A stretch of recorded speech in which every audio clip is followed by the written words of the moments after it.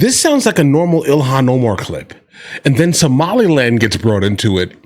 And then immediately everything shifts. Over the past few years, as the never-ending trials, it seems, in the Feeding Our Future scandal have been playing out, we've been hearing more and more about what has now become known as Somali Fraud in Minnesota. Where do people from Somaliland fit into all of this? Or I guess, do they, is the question.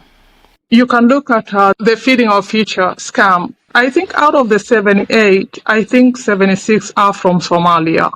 And I think 2 are Americans. That also shows you that there is a distinctiveness here. And there is a common trust amongst the people of Somaliland. You can see that because Somalilanders believe in the rule of law, they thrive in countries like the United States of America. We have people in from Somaliland who are in America, who have very good, high-paying jobs, very decent jobs, and I think it's because of this adherence to the rule of law and different cultures. In a way, Sonia, it seems that you weren't even surprised about this fraud in Minnesota.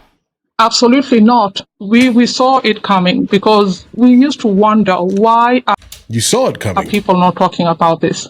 We were always seeing stories, Somali gangs, Somali murders, Somali theft.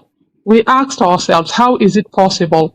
A small group of people, Somalians are not many in the United States, but they were able to get away with so much. I think the people of Somalia are a direct reflection of the Somalian government and its ability to manipulate, its ability to deceive, its ability to act vulnerable, to always blame, scapegoat, and gaslight. For example, if I spoke out about Somalia, this is the names they call me. They call me a Christian lover, Galra. They say that you are secessionist. They say you are separatist. So only the strong can truly withstand the onslaught. The attack is so massive and vast. A Caucasian person in America, if that person is told that, oh, you are anti-Muslim, you are anti-Black, so people are silenced. Along with all the fraud, Minnesota Congresswoman Ilhan Omar has been facing increasing scrutiny these past few weeks, with comments recently from President Trump calling for her to be investigated, even demands for her deportation. But as someone who's been an activist for Somaliland, not Somalia, what is your perspective on her personally and politically as well, Sonia? So these people from Somaliland are highly persecuted. So many of them tend not to speak up. Ilhan Omar is someone that I know isn't telling the American people the truth. She is in the Democratic Party. She talks about democracy. She talks about human rights. But Ilhan Omar disregards 6 to 8 million people that are Muslims, by the way, that are Black, by the way, that are found in Somaliland. She called us Somali Iskusheg, meaning those who call themselves Somali. Wow. Ilhan Omar has lied to the American people. I don't truly know how to give back to America, but I know that I'm an American patriot, that when we had nothing, this country gave me everything. She scapegoats the people who call out her ineffectiveness, because I haven't seen Ilhan Omar demanding accountability in Minnesota. She's pointing fingers, calling everybody a racist, an Islamophobe. So to me, Ilhan Omar is a fraud. And I'm hoping that justice knocks on her door very soon. Guys, I didn't even want to interrupt this. I wanted to make sure that I kind of understood and I was able to kind of soak this in here. Yeah, guys, listen. When it comes down to people and a lot of the things that they are representing, they generally have like a super narrow view, all right? So it's very easy to believe fully that there are some issues that have transcended continents, let's call this here, all right? Meaning what is going on specifically in East Africa at this time here, they are bringing this to the United States of America, and then for the most part still warring with each other here. The fact that Ilhan Omar is disregarding these people that are basically her neighbors in East Africa is interesting but moderately predictable. Because again, if you do not have the same ideology down to the literal exact T, basically, then the Democrat Party generally will ostracize you by default here. So yeah, I've always known that Somaliland was the exact opposite of Somalia. Right? Like, think about whatever Somalia is and then understand that Somaliland is going to be the exact opposite. Closer to the border, it's not really that far off, though. All right. So don't think that you can go vacation in Somaliland. I mean, relax. This just goes down to a cultural conversation that no one ever wants to have because it hurts people's feelings when, hey, listen, maybe your culture kind of by default is the issue and it needs to kind of be worked on. Right? That's it here. I'm not sure who, well, no, I'm sure someone is angrily typing at me in the comments right now, bro. Pretty much based off of everything that made you who you are. All right.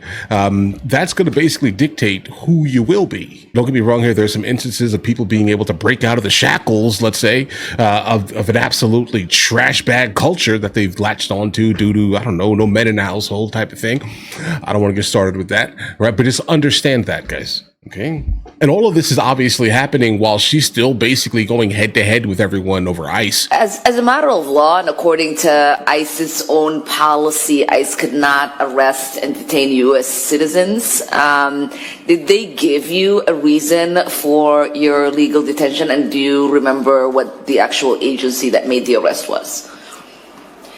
They said when they arrested us that they were arresting us for obstructing a federal operation, and do you know to this day if you've been charged with anything? No, to this day I've not been charged with anything. There were no cars in front of them. We weren't blocking them in. We weren't at an active ICE raid. They also never identified themselves as ICE. It didn't say that on their uniforms. So, do you recall if you were fully booked? Like fingerprinted, photos taken? We were not fingerprinted. Our photos were not taken. So just held hostage and then released? Wow. Essentially? Yeah. Okay. Listen to that wording. And Mr. Mail, is there any constitutional way in which these arrests are legally possible by ICE and border agents when it comes to legal residents and citizens?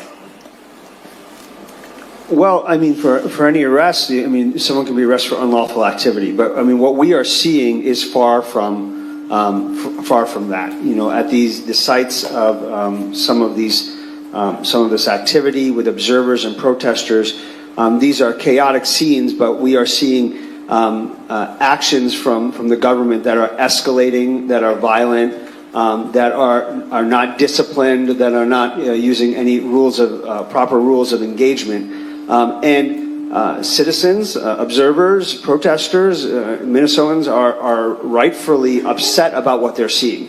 Seeing people murdered, they're seeing people shot at, they're seeing people dragged from their homes and from cars, and they're coming out. And for the most part, what we're seeing is escalation from DHS forces. Yeah. Thank you. And Chief McCarthy, we in Minneapolis, we're seeing arrests being made at gas stations, cars being left behind. The mayor testified to one car being left on as the person was detained, rolling into the street. Is that a normal behavior for law enforcement when they make an arrest for them to leave vehicles running or to leave vehicles at the site of the arrest? Thank you for the question, ma'am. No, it is not. And why is that? Well, because we are responsible for the welfare and safety of everybody, including the people that we arrest. And people have a right to be secure in their persons and property. Part of that is us securing their property and making sure that it's not subject to another crime such as theft or a traffic issue. Listen, I tried to hear this for a minute here. All right. I listened. I soaked it in here. All right. I get it. It's a little bit too, how do I explain it?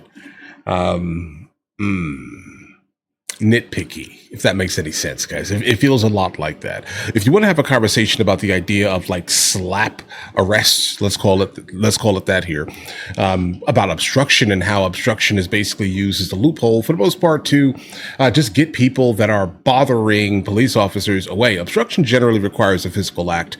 And the reason why I would say the majority of people who ever get charged with obstruction never get charged with anything, because the judge knows they can't hold you. Our Constitution is pretty much strong, okay? But cops do, in fact, utilize it to get you away from them, right? Even if it's not by default obstruction, right? Like not giving your ID is not obstruction, guys. Read the Constitution. Don't get played, right? But just understand this here. That does happen. And if you want to have a conversation about that one day, about how ridiculous the obstruction charge is being kind of levied upon American citizens, we can do that. But here's the thing. All right. If you're going to protest again. But once you start looking like this is a unlawful assembly, don't be surprised if you start getting all those slap arrests happening here. All right. Don't be surprised, because now you're stopping them from being able to do their duty, even though kind of by default, it's not like a physical act of you actually stopping them. It's just that you are like hindering it. Right. So I get it. It's happening. Obstruction is weird. It is very weird. But again, this is why you aren't charged with anything, because the federal judge is not going to risk his position on that nonsense. Default. That's the default here. But you got away from the scene, though. Is it correct constitutionally? It's tricky. Okay, guys, let's just listen. I'm an honest person here, bro. It's tricky. Obstruction is tricky. Like back when we used to, look at police arrest videos and you saw people getting like obstruction charges, and I was just like, that's tricky. All right. Like you're seeing it in 4K. Guys, protest all you want here. Just under no circumstance, do not stop the officers from doing whatever they're doing here, because you do not have the right to stop a federal police officer. You don't. Just because you don't like what they're doing because it hurts your feelings, right? That's it. That's all that it is here. I mean, that's all that it looks like. It's not even anything that's like logical here. It's always the same group of people. They all look the same for the most part here, guys. And that's it here. It's always the same group of people complaining about something they has nothing to do with them, and they will never allow any of these people to live in their house. Okay? Just know that for a second, right? Like if you take social media away for 1 year from those people, like ban social media, to where their virtue signals cannot be seen by their followers. Watch how fast logic just immediately comes rushing back to some of these people, bro. Like, I don't care who's talking here. The police officer, I don't, not in this context here, right? Because how do I explain the fact that I'm almost 1,000% positive you voted for Kamala Harris? Yeah. Okay. I'm just telling you, I smell it through the screen. All right, I don't know, just context clues. I don't know, I can't explain it. I'm not trying to be that guy, but context clues dictate a lot of the times, how people are going to speak here, right? So when you have a police officer basically attempting to disregard the fact that there was an unlawful assembly for the sole purpose of shilling to Ilhan Omar and whatever the cohorts are that surround her, all right, that's a little bit weird, right? Like, can you absolutely trust that this person is doing their job adequately? Non-biased? Not really. I'm gonna be honest. I'm just listening to the person to this person speak. I'm gonna call this person, so I don't get canceled out here. Right? That's how that works these days in the big year of 2026 here, guys. Right? I don't know. I'm just a random guy on the internet. But all right, listen, guys.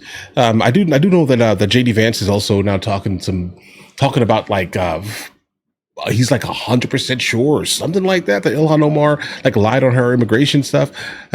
We'll see where this goes, guys, because I mean, you can say anything you want on the internet and to the news, basically. And if you have a big enough name, they'll believe you temporarily. Then they'll end up recanting something in like the fine print on page 7, if that makes any sense here. Well, we'll see. Again, I'll follow the story. If there is anything actually like credible, then we'll kind of have much much lengthier conversation here, my guys, and like the 3 women that subscribe to me. Hi, right? You get what I'm saying here. Either way, listen, you guys all have an absolutely amazing day. If you guys are new here, please like and subscribe. And in the meantime,